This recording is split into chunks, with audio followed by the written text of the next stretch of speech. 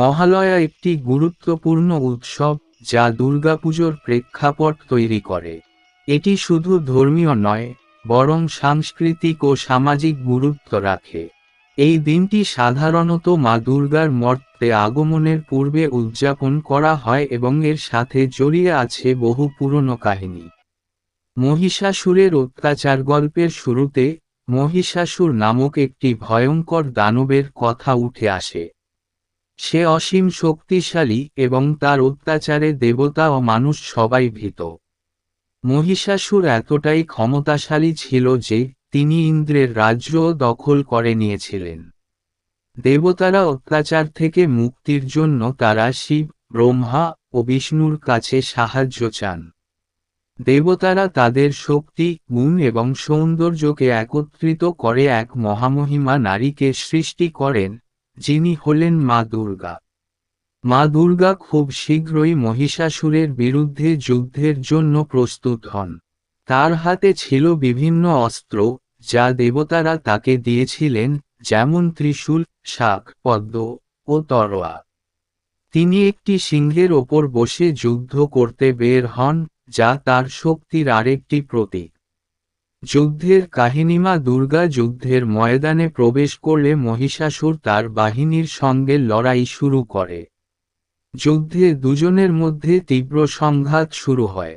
মহিষাসুর সব সময় তার রূপ পরিবর্তন করত, মহিষ, সিংহ কিংবা অন্য কোনো প্রাণীর রূপ ধারণ করে।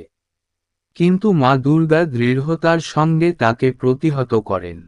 তিনি তার শক্তি, দক্ষতা এবং সাহস দিয়ে মহিষাসুরকে পরাস্ত করেন। যুদ্ধের শেষ পর্যায়ে মা দুর্গা মহিষাসুরকে ধ্বংস করে দেন। দেবতারা আনন্দে মেতে ওঠেন, কারণ তাদের মুক্তি আসে মহিষাসুরের হাত থেকে। দেবী দুর্গার এই বিজয় শুধু এক দানবকে পরাজিত করা নয়, বরং সকল অন্যায়ের বিরুদ্ধে লড়াইয়ের প্রতীক। মহালয়ার ধর্মীয় গুরুত্ব। মহালয়ার দিন মানুষ তাদের পিতৃপুরুষদের স্মরণ করেন। এই দিনে শ্রাদ্ধকর্ম করা হয়, যাতে পিতৃপুরুষদের আত্মা শান্তি পায়।